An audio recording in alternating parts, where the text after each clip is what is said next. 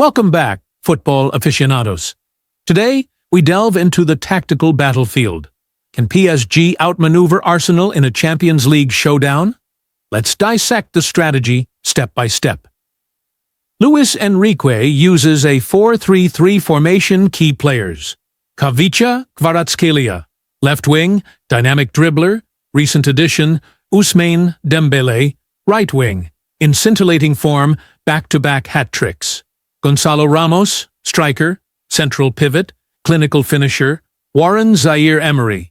Midfield, youngest PSG captain, creative engine João Neves. Midfield, recent acquisition, adds depth and versatility, Achraf Hakimi and Nuno Mendes. Fullbacks, provide width and overlap. Tactic 1. Exploit the flanks.